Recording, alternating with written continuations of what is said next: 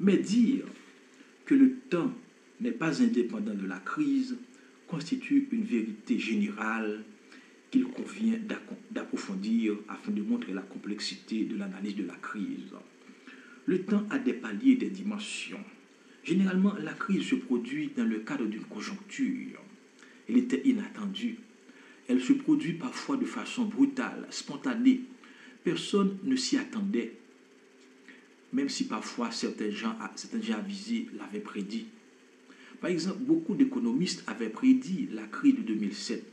On critiquait le laisser-faire. On demandait à l'État d'intervenir, de ne pas laisser faire le marché. La libéralisation sauvage de l'économie était même critiquée par des économistes libéraux. Ces derniers suggèrent un libéralisme à la Keynes, c'est-à-dire un libéralisme qui exigerait le regard, la surveillance de l'État dans le jeu économique. De l'autre côté, les tenants du marxisme ne cessent de prévoir la crise du capitalisme. Une telle position fait partie de l'essence du marxisme qui souvent met l'accent sur l'opposition entre le capital et le travail.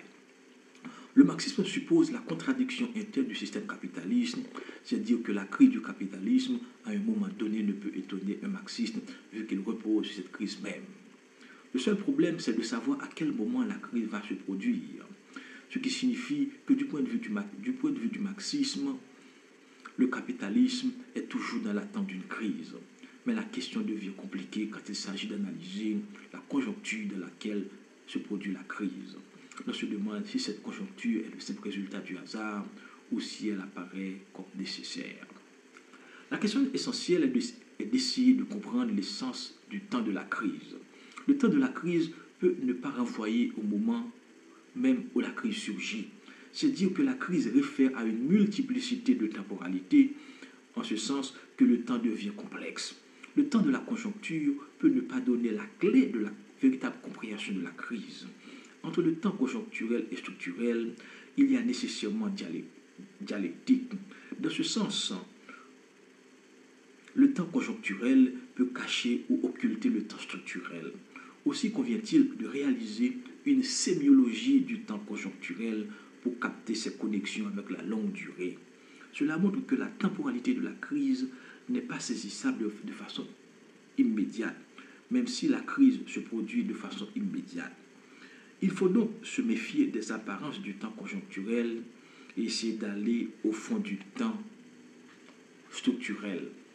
On peut dire aussi que l'on ne doit pas mépriser le temps conjoncturel en pensant qu'il ne joue aucun rôle dans la temporalité structurelle de la crise. La crise apparaît à un moment donné, mais elle ne naît pas à ce moment. Elle ressemble à ce proverbe haïtien, la feuille ne meurt pas le jour où elle tombe à l'eau. Ce qui signifie que le jour de l'occurrence de la crise ne coïncide pas avec sa formation. Il y a une genèse, un processus de formation de la crise. On peut dire qu'il y a une sorte de génétique de la crise, qu'elle évolue, qu'elle prend forme, qu'elle arrive à un âge mûr. Pour la comprendre, il faut tenir compte de ce long processus. Le moment de la crise peut induire en erreur, ce qui signifie qu'il faut reconnaître sa nature complexe. Toute crise surgit à un moment, mais toute crise ne se réduit pas à son moment. Le moment de la crise fait référence à son âge mûr, qui ne doit pas cacher son évolution antérieure. De la nécessité de construire une théorie de la temporalité complexe de la crise, laquelle doit reconnaître l'hétérogénéité du temps. Cette hétérogénéité du temps pourrait fournir des éléments permettant de saisir le mouvement interne de la crise. Dans l'idée d'hétérogénéité, il faut reconnaître la diversité de temporalité qui renvoie à la crise même. Il y a le temps court, le temps moyen et le temps long. Généralement, le temps court renvoie à la conjoncture qui semble occulter le temps long. C'est le cas des journées révolutionnaires. Une journée révolutionnaire est très courte, mais elle renvoie à la longue durée, pour utiliser une expression de Fernand Braudel. La journée révolutionnaire est une sorte d'événement au sens d'Alain Badiou. Il suppose un changement brusque et radical dans l'ordre des choses.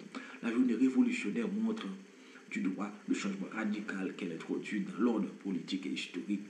Cette journée révolutionnaire se produit dans une conjoncture laquelle est une condensation du temps ou des temps. Donc, la conjoncture inaugure une nouvelle ère dans l'espace historique et politique. La conjoncture est de l'ordre de l'immédiateté, de la spontanéité, etc. Elle permet de saisir du coup un virage à 90 degrés, occultant le temps long. Pourtant, quand il s'agit de saisir la dialectique des événements au niveau conjoncturel, on découvre l'hétérogénéité du temps. Ce qui signifie que l'étude de la crise doit prioriser la notion de complexité temporelle afin de mieux saisir sa profondeur, sa totalité interne. Le temps long peut permettre de saisir les différents moments de la structuration de la crise. Par exemple, la révolution haïtienne de 1904 ne naît pas la même année. Elle renvoie à un ensemble de luttes, de combats et de résistance que menaient les esclaves pour se libérer des chaînes de l'esclavage. De même, les deux guerres mondiales en Europe ne naissaient pas le jour de leur éclatement, mais renvoyaient aux rivalités politiques, économiques et géopolitiques depuis le XIXe siècle. Il s'agissait de chocs entre plusieurs impérialistes européens. Cela veut dire que l'analyse de la crise doit tenir compte de ces différents moments. Il faut de ce fait tenir compte de l'interdépendance temporelle, de l'interconnexion des niveaux temporels dans une crise. La prise en compte de cette interconnexion temporelle doit permettre une meilleure connaissance de la structure, de la complexité de la crise. Cela veut dire que la connaissance de l'hétérogénéité temporelle ne vise pas une connaissance en soi, mais plutôt dans l'objectif de saisir de façon optimale les meilleures conditions sous lesquelles il convient d'agir sur la crise, car toute crise est dialectique selon notre point de vue. D'une part, elle suppose l'éruption du nouveau par la rupture qu'elle produit, mais d'autre part, elle invite à agir. Le temps est un facteur nécessaire pour capter les options possibles qu'offre une crise. En plus, il y a de la connaissance de la complexité temporelle, la conscience de transformer le réel dans lequel la crise surgit. C'est dire qu'une bonne connaissance du temps conduit sans doute à mieux construire le futur et affronter les défis de la crise.